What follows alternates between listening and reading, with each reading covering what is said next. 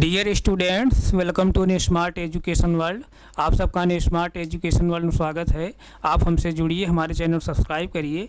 जो भी कोई इशू है उसके लिए आप लोग कमेंट बॉक्स में अपना सुझाव दीजिए। जो भी कोई इशू रहेगा उसको हम लोग सॉर्ट आउट करने की कोशिश करेंगे। इसके साथ साथ मैं सभी अभिभावकगण से भी निवेदन कर रहा हूँ, आप भी हमारे चैनल के माध्यम से जुड़िए, हमारे कंटेंट को आप एनालिसिस करिए। हमारे कंटेंट को एनालिसिस करके बच्चों को जरूर हमारे चैनल के माध्यम से जोड़िए। बच्चों को मोबाइल प्रोवाइड कराए ताकि जो भी कंटेंट हम लोग यहाँ प्रोवाइड कर रहे हैं बच्चे उसको आसानी से पढ़ सकें। इसके साथ साथ जो है आप लोग जो भी सुझाव देना चाह रहे हो, यानी और बेहतर से बेहतर कंटेंट कैसे प्रोवाइड किया जा सकता है, उसके लिए आप लोग जो भी सुझाव देना चाह रहे हो बेहतर से बेहतर अपना सुझाव दीजिए।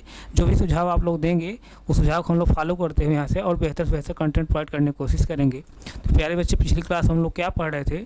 दो चरवाहे रैखिक समीकरण युग पढ़ रहे थे। आइए उसको कंटिन्यू करते हुए आगे बढ़ते हैं। दो चरवाहे रैखिक समीकरण के युग।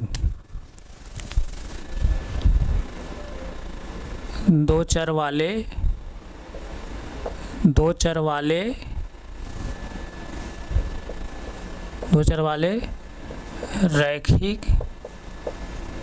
रैखिक इसी को रेखी भी कहते हैं हम लोग। रेखीय समीकरण युग्म, यानी पेयर ऑफ लीनियर इक्वेशन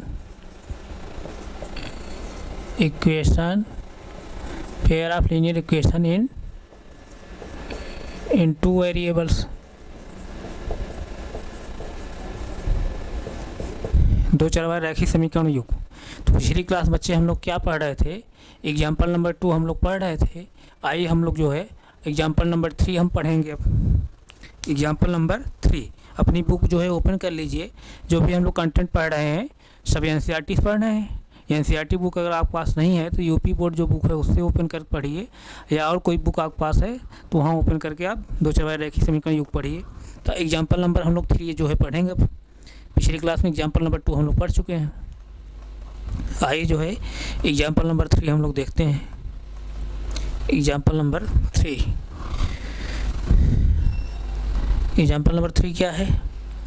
ये एग्जाम्पल नंबर 2 इस तरह से, इसको हम लोग पिछली क्लास पढ़े थे। एग्जाम्पल नंबर 2 पढ़े हैं, अब एग्जाम्पल नंबर 3 हम लोग पढ़ेंगे।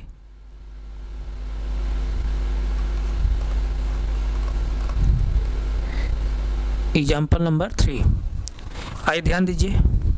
एग्जाम्पल नंबर 3 क्या कह रहा है कि दो रेल पटरियां समीकरणों ax + 2y - 4 x + 2y - 4 = 0 और 2x + 4y - 12 = 0 द्वारा निरूपित की गई हैं।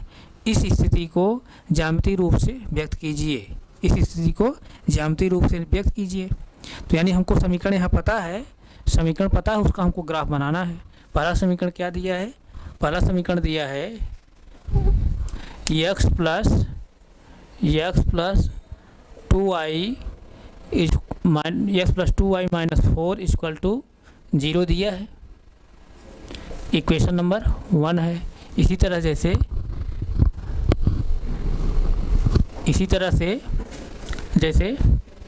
इक्वेशन नंबर 2 क्या दिया है? 2x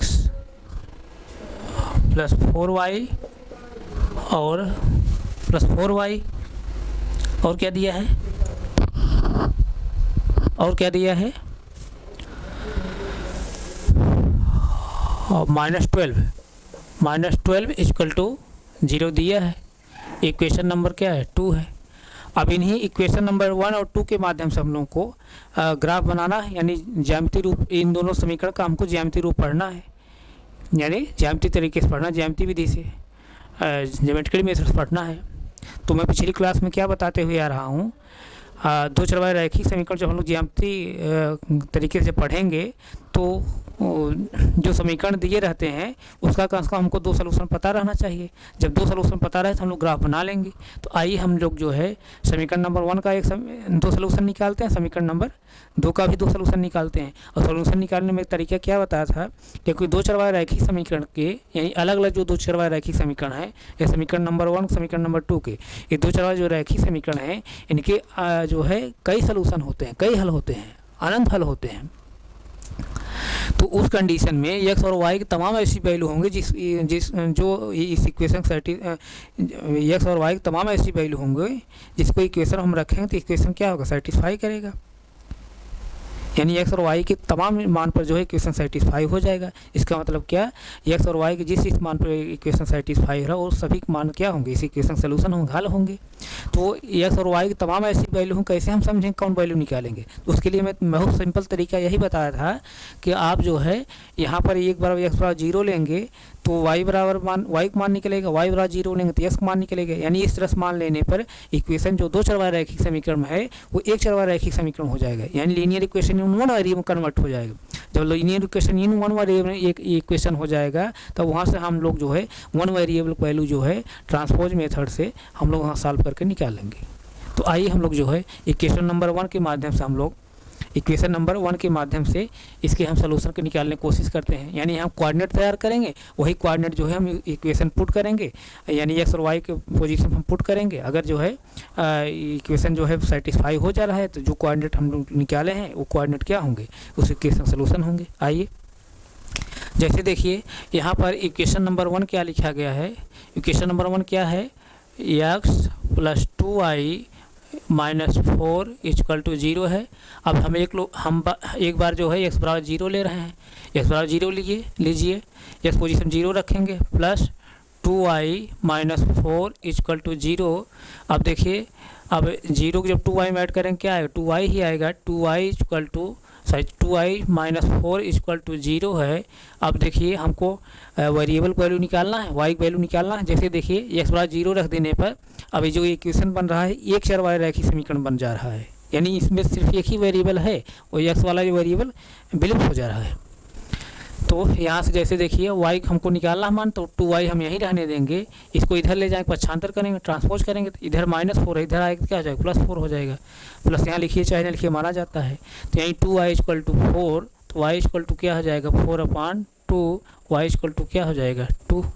यानी एक्स बराबर 0 लेने पर y की वैल्यू क्या निकल का है 2। यानी जो कोऑर्डिनेट हमको मिला क्या 0 और 2 मिला, 0 और 2 मिला। अब हम लोग जो है y बराबर 0 लेंगे, तो x कुछ वैल्यू निकलेगी। रखिए इस इक्वेशन में x प्लस y पोजीशन 0 रखेंगे, 2 इंटू 0 माइनस 4 इक्वल टू 0। तो x प्लस जो है 0 माइनस 4, 2 इंटू 0 करें 0 आएगा, इक्वल टू 0 हुआ। अब x में से अब यहाँ x प्लस 0 करें तो x ही आएगा। यानी क्या है x माइनस 4 इक्वल टू 0। इसको ट्रांसपोज कर दीजिए तो x बराबर क्या हो जाएगा 4 हो जाएगा।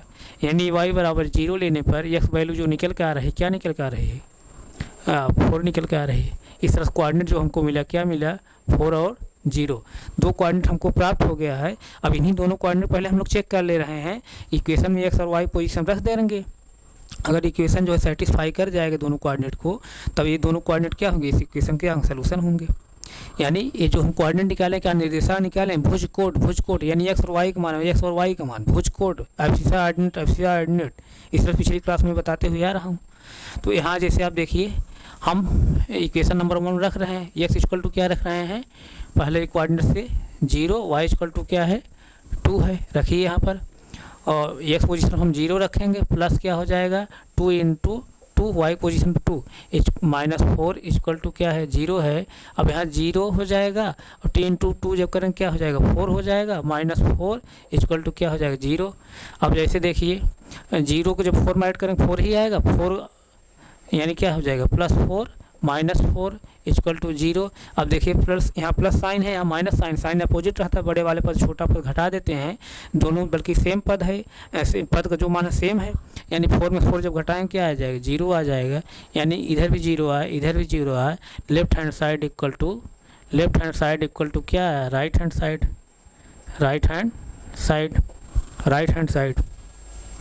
तो इसका मतलब क्या है, एक्स बराबर 0 वाई बराबर 2 पर जो है इक्वेशन सेटिस्फाई हो रहा है, यानी जहाँ पर समान हो रहा है। इसका मतलब एक्स बराबर 0 वाई बराबर 2 जो है इस इक्वेशन का सोल्यूशन है। इसका मतलब जो कोऑर्डिनेट पहला है इस इक्वेशन का सोल्यूशन है, कौन इक्वेशन का, पहले का। इसी तरह हम दूसरे कोऑर्डिनेट को भी देख ले रहे हैं। दूसरे कोऑर्डिनेट क्या है, एक्स बराबर क्या है, एक्स बराबर 4, वाई बराबर क्या है 0 है। रखिए यहाँ पर एक्स बराबर 4 रखिए, एक्स पोजीशन 4 रखेंगे और प्लस वाई पोजीशन क्या रखेंगे, 0 रखेंगे, इक्वल टू -4 है, इक्वल टू क्या है, 0 है। अब जैसे देखिए 4 होगा और प्लस 2 इंटू 0 करेंगे तो क्या हो जाएगा, 0 हो जाएगा, -4 इक्वल टू क्या होगा, 0 होगा। अब जैसे देखिए 4 में जब 0 ऐड करेंगे 4 ही होगा, 4 -4 इक्वल टू 0। अब साइन अपोजिट है तो 4 में से 4 जब घटाएंगे क्या हो जाएगा, 0 हो जाएगा, यानी 0 इक्वल टू 0 हुआ, यानी left hand side equal to right hand side, यानी इक्वेशन का बाएं पक्ष दाएं पक्ष समान हो रहा है, किस वैल्यू पर हो रहा है, x equal to 4 y equal to 0 पर इक्वेशन का बाएं पक्ष दाएं पक्ष समान हो रहा है। इसका मतलब जो कोऑर्डिनेट हम लोग निकाले हैं, सेकंड कोऑर्डिनेट जो निकाले हैं, ये भी क्या है, इस इक्वेशन का सलूशन है। इस तरह से इक्वेशन 1 जो है हमको 2 कोऑर्डिनेट पता हो गया और दोनों कोऑर्डिनेट जो है इस इक्वेशन सलूशन है। अब हम लोग क्या करेंगे, इसको आप नोट करते रहिए। अब हम यहाँ से क्या करेंगे, इक्वेशन नंबर 1 के लिए है, इक्वेशन नंबर 1। अब इक्वेशन नंबर 2 हम लोग निकाल रहे हैं। इक्वेशन नंबर 2 क्या है, 2x + 4y और -12 इक्वल टू क्या है, 0 है। अब यहाँ पर हम क्या करेंगे, x बराबर एक बार 0 लेंगे, x पोजीशन 0 रखिए, तो 2 इंटू 0 प्लस, यानी इक्वेशन नंबर 2 के लिए हम लोग कोऑर्डिनेट निकाल रहे हैं, तो 4y -12 इक्वल टू 0, 2 इंटू 0 करेंगे 0 आएगा, प्लस 4y -12 इक्वल टू 0 है, 0 जब 4y में ऐड करेंगे तो 4y ही आएगा, 4y -12 इक्वल टू 0, तो 4y इक्वल टू हम यहीं रहने देंगे क्योंकि y वैल्यू निकालना है, -12 को हम इधर ले आएंगे तो क्या हो जाएगा, +12, यानी पक्षांतर कर दिए, तो y इक्वल टू क्या हो जाएगा, 12/4, तो y इक्वल टू क्या हो जाएगा, यहाँ से y वैल्यू क्या हो जाएगी, 3 हो जाएगी, यानी एक बार 0 लेने पर y वैल्यू जो निकल कर है 3 निकल कर है, यानी कोऑर्डिनेट जो हमको मिला 0 और 3 मिला। यहाँ तक किसी बच्चे कोई डाउट नहीं, डाउट। अब इसी तरह जो है हम लोग अब y बराबर 0 ले रहे हैं, y बराबर 0 लेंगे तो यस कुछ वैल्यू निकल कर आएगी, इक्वेशन में रखिए, इक्वेशन 2 में रखिए, और y पोजीशन 0, यानी 2x plus 4 into 0 -12 equal to क्या है, 0 है, 2x और 4 इंटू 0 करेंगे क्या हो जाएगा, 0 आएगा, -12 इक्वल टू क्या है, 0 है। अब 2x जब 0 में ऐड करेंगे क्या हो जाएगा, 2x ही होगा, 2x -12 इक्वल टू क्या है, 0 है। तो अब ये 2x हम यहीं रहने देंगे क्योंकि 2x वैल्यू निकालना है, x वैल्यू निकालना है। अब इसको पक्षांतर करेंगे, -12 इधर आया क्या हो जाएगा, +12 हो जाएगा, तो 2x equal to 12, 2x equal to 12, 2x equal to क्या आया, 12 आया, तो x इक्वल टू क्या आएगा, 12/2 आएगा, x वैल्यू क्या निकल कर आई, 6 आई, यानी y बराबर 0 लेने पर x वैल्यू जो निकल कर आ रही 6 आ रही है। इसका मतलब कोऑर्डिनेट क्या प्राप्त होगा, 6 और 0, 2 कोऑर्डिनेट हमको प्राप्त हो गए। अभी दोनों कोऑर्डिनेट हम जो है इक्वेशन में रखेंगे x और y पोजीशन पर। अगर x और y पोजीशन पर रखने पर इन दोनों कोऑर्डिनेट को इक्वेशन का मान जो है बाएं पक्ष दाएं पक्ष समान हो रहा है, तब हम क्या कहें, दोनों कोऑर्डिनेट क्या है, ये दोनों कोऑर्डिनेट क्या है, इस इक्वेशन का सलूशन है। कौन सी इक्वेशन है, इक्वेशन नंबर 2 के लिए। आप इसको नोट कर चुके हैं, नहीं नोट करिए, इसको नोट करिए तब हम वहाँ पुट करें, नोट करिए।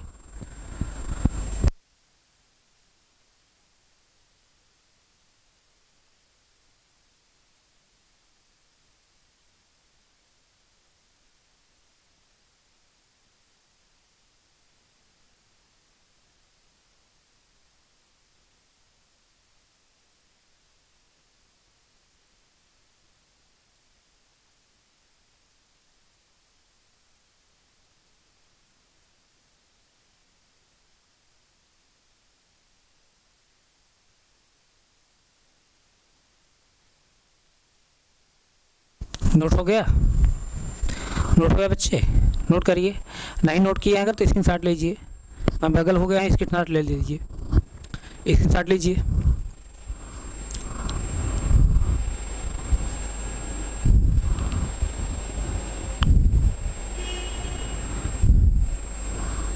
स्क्रीनशॉट ले लिए, चलिए आइए देखते हैं।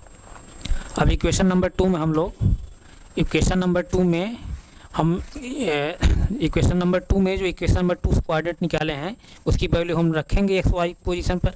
अगर इक्वेशन का जो है बाएं पक्ष दाएं पक्ष समान होगा तो जो हम लोग कोऑर्डिनेट निकाले हैं क्या होगा, इस इक्वेशन सलूशन होगा, हल होगा। तो एक्स इक्वल टू क्या है, पहला कोऑर्डिनेट क्या है 0 3 है, हाँ एक्स बराबर 0 वाई बराबर क्या है 3 है। रखिए इक्वेशन नंबर 2 में 2 इंटू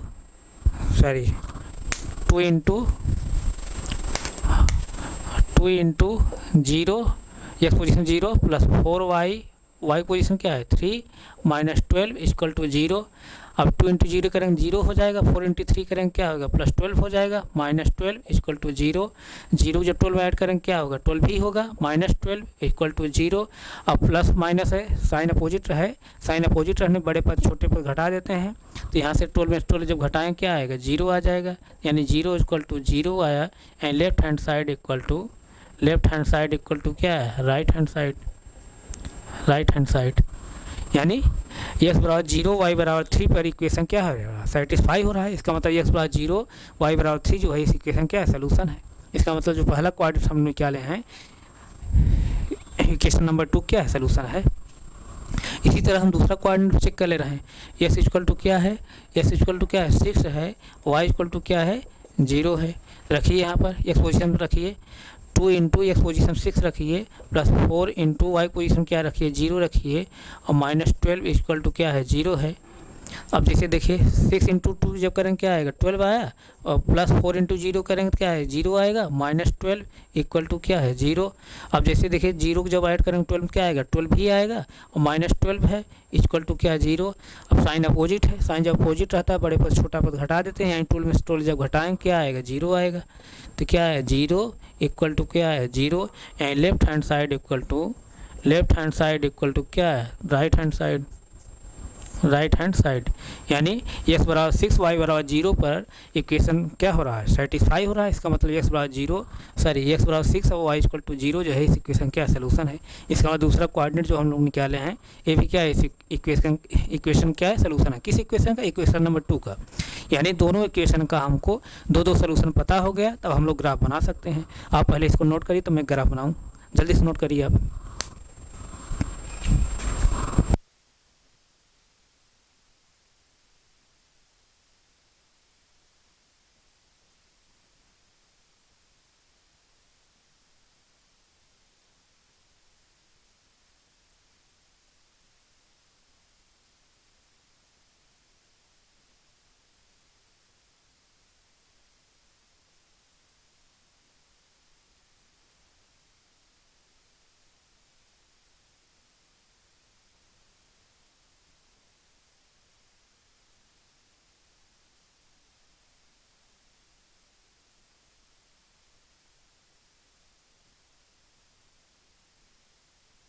नोट हो गए बच्चे, नोट कर लिए।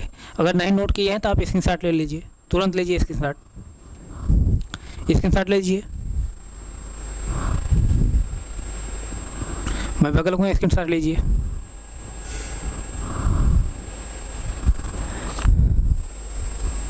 ले लिए तो आइए देखते हैं हम लोग अब ग्राफ बनाएंगे।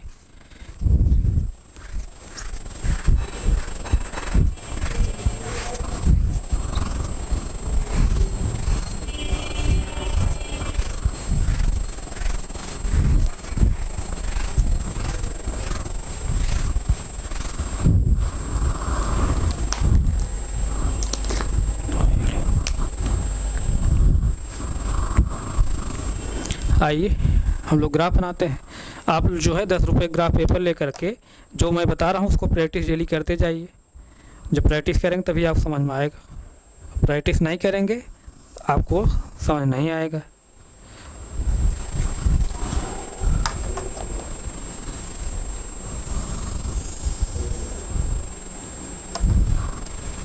अब जैसे देखिए जहाँ पर एक्स अक्ष और वाई अक्ष जो है रेखाएं एक दूसरे के इंटरसेक्ट कर रही हैं उसको हम लोग क्या बोलते हैं ओरिजिन बोलते हैं। ओरिजिन पॉइंट यानी मूल बिंदु, ये मूल बिंदु है। और मूल बिंदु से जो है एक्स अक्ष चली गई दूरी क्या होती है धनात्मक होती है। मूल बिंदु से एक्स अक्ष पर बाईं तरफ चली गई दूरी क्या होती है ऋणात्मक होती है। मूल बिंदु से जो है वाई अक्ष पर ऊपर की तरफ चली गई दूरी धनात्मक होती है। मूल बिंदु से जो है वाई अक्ष पर जो है नीचे की तरफ चली गई दूरी क्या होती है ऋणात्मक होती है। इस तरह से हम लोग पिछली क्लास में ये सब मैं बताया हूँ, यहाँ किसी बच्चे कोई डाउट नहीं होगा। तो अब हम यहाँ पर जो है हम यूनिट ले रहे हैं, यूनिट जो है ले रहे हैं। मैं पिछली क्लास में बताया था ना 1-1 इंच का मैं जैसे ले रहा हूँ 1-1 इंच का,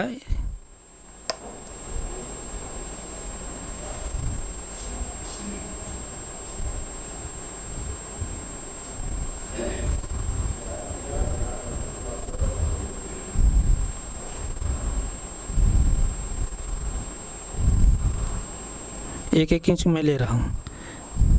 आप ग्राफ पेपर में इस तरह से यूनिट दिया रहेगा, आप वहाँ से बना लीजिए करिए। इधर भी इस तरह से ले रहा हूँ मैं।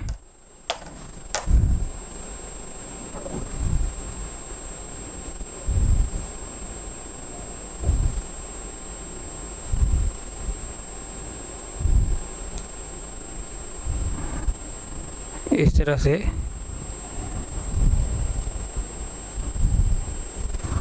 से हम लोग ले रहे हैं। इसी तरह ऊपर तरफ ले लीजिए आप।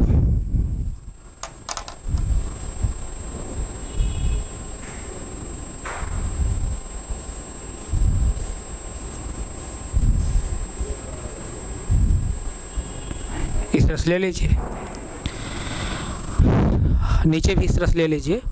तो जैसे देखिए, अब मूल बिंदु से जब दाहिनी तरफ चलेंगे एक्स अक्ष पर, क्या होगी, जो दूरी लेंगे हम धनात्मक लेंगे, यानी +1। अब ये क्या होगा, फिर ये +2 होगा, +2 +3 और +4, इस तरह से +5, इस तरह से।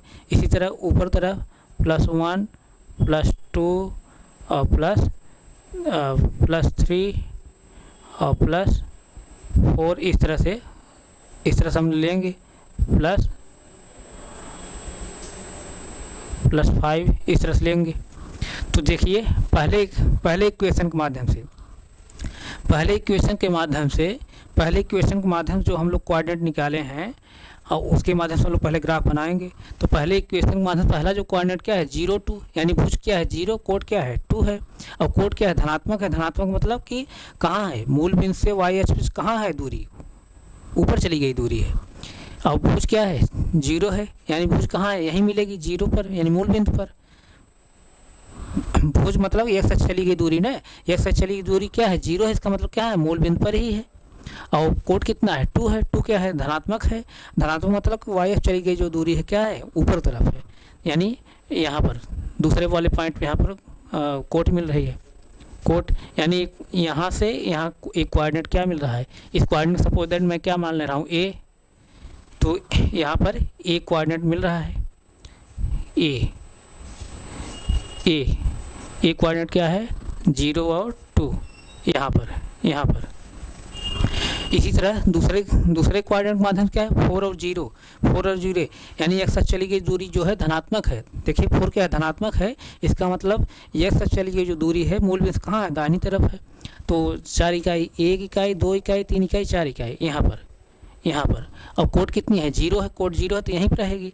यानी यहाँ जो कोऑर्डिनेट मिला क्या मिला, इसका नाम आप बी रख दीजिए। बी कोऑर्डिनेट यहाँ मिल रहा है। बी कोऑर्डिनेट क्या मिल रहा है 4 और 0 यहाँ पर। तो इसके माध्यम से पहले हम लोग ग्राफ बना लें। यहाँ पर बना लीजिए ग्राफ पहले। यहाँ पर भाई, यहाँ पर और यहाँ पर।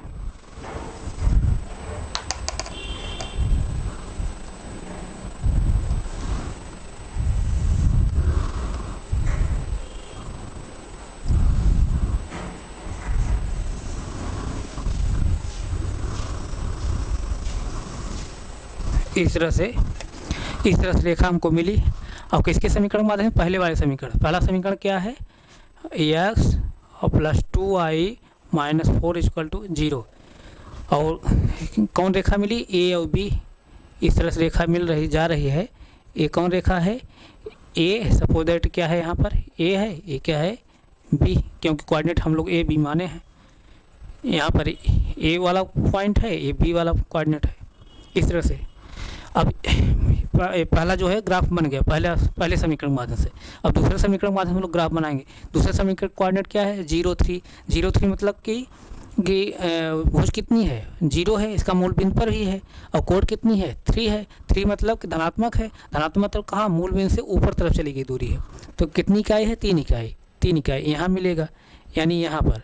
अब इस कोऑर्डिनेट सपोज दैट हम क्या मान ले रहे हैं p मान ले रहे हैं, p है। तो यहाँ पर हमको मिल रहा है क्या p, यहाँ पर p क्या मिल रहा है 0 और 3। 0 और 3 यहाँ पे मिला 0 3।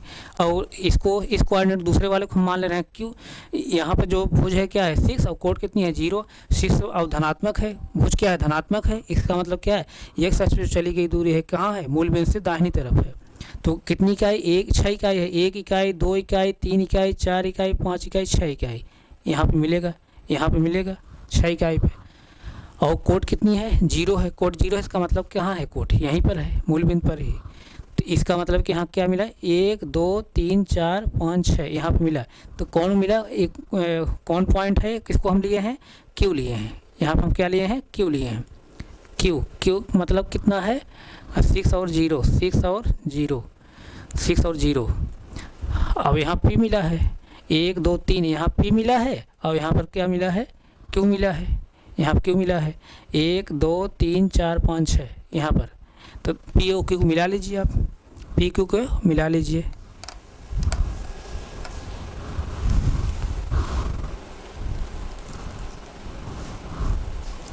पी क्यू को मिला लीजिए।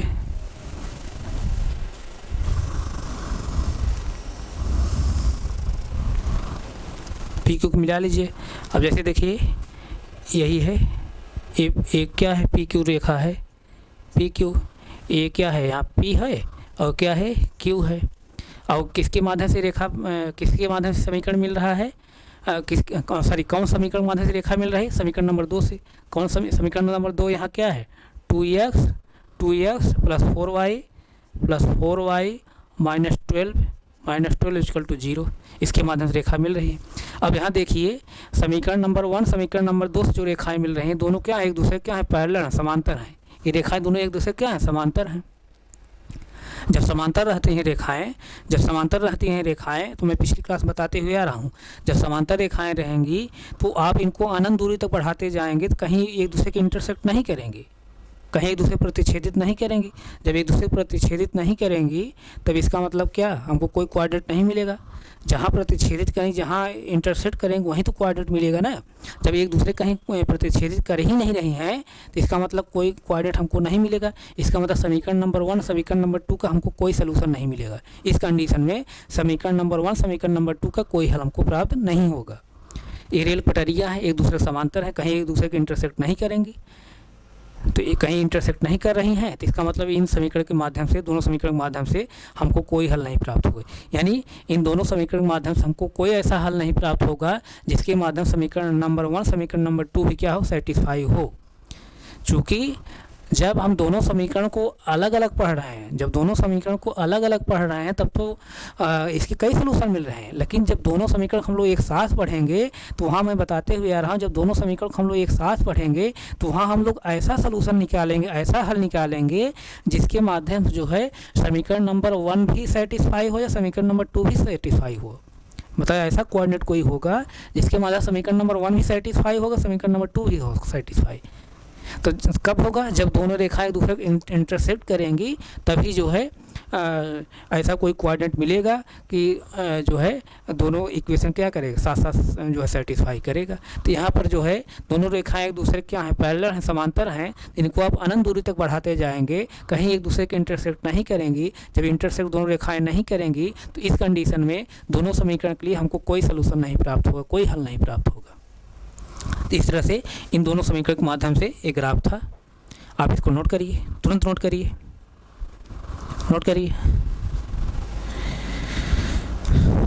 नोट हो गया, नोट करिए, नोट कर लीजिए बच्चे। पहली वाली जो रेखा हम लोग बनाए हैं ए बी रेखा, पहली वाली समीकरण के माध्यम जो कोऑर्डिनेट निकाले हैं उसके माध्यम से बनाए हैं। और दोनों कोऑर्डिनेट क्या है पहले वाले इक्वेशन क्या है सलूशन है, हल है। जब हल रहेगा तभी जो है ग्राफ बन पाएगा। और किसी भी समीकरण के लिए जो है हमको ग्राफ बनाने के दो सलूशन पता होना चाहिए। दो जो कोऑर्डिनेट हम निकालें दोनों सलूशन है समीकरण नंबर 1 के। और समीकरण नंबर 1 दो सलूशन जब हमको पता है इस तरह से ए बी तो इसके माध्यम से हम लोग पहली रेखा बनाए हैं। इसी तरह से समीकरण नंबर 2 के माध्यम से हम लोग दो कोऑर्डिनेट तैयार किए और दोनों कोऑर्डिनेट हम लोग जो है वहाँ पर जो है एक्स और वाई पोजीशन पर जो है रख कर देखा समीकरण नंबर 2 में। तो समीकरण नंबर 2 जो है इन दोनों कोऑर्डिनेट के लिए क्या है, इन दोनों कोऑर्डिनेट के लिए क्या सेटिस्फाई हो रहा है। यानी कोऑर्डिनेट नंबर ए पी और क्यू के लिए सेटिस्फाई हो रहा है, यानी बाएं पक्ष दाएं पक्ष समान हो रहा है। इसका मतलब क्या है, दोनों के कोऑर्डिनेट क्या है, समीकरण नंबर 2 सोल्यूशन है। जब 2 सोल्यूशन हमको पता हो गया तो इन सोल्यूशन के माध्यम से हम लोग पी क्यू जो है रेखा प्राप्त किए हैं।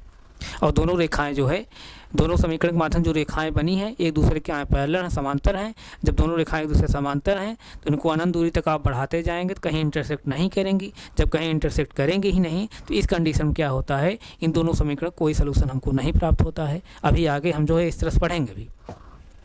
तो बच्चे आप यहाँ तक नोट कर लीजिए।